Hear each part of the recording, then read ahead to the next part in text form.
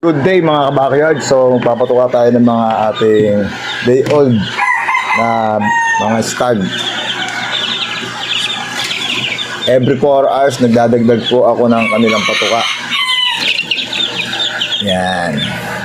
So natutunan po natin yan sa ating kapwa vlogger. So guys, ngayong umaga nga po ay inilabas ko po yung ating mga baby stag para sila ay paaralan. Ngayon nga po sila. Ayan.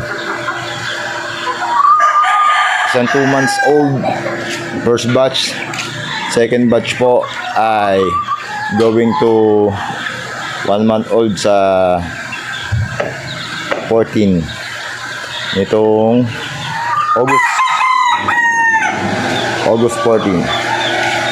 So gaya nga ng umaga, bago pa lang ako makakatapos sa pag-ikot-ikot sa ating munting backyard, may narinig ako naglalagapakan kaya chinek ko sila. Ayun na nga po, nag-aaway na nga po ang 2 months tsaka 7 months old. Opo, 7 months old. Yung 7 months old po ngayon, white chocolate na po yan, ay yan po ay napurel.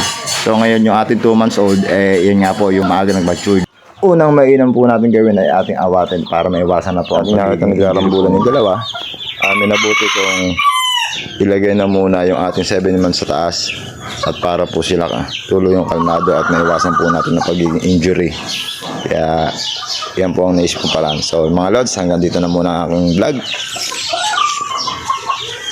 Welcome po kayo sa backyard ni Daddy Lods. Thank you. Bye bye.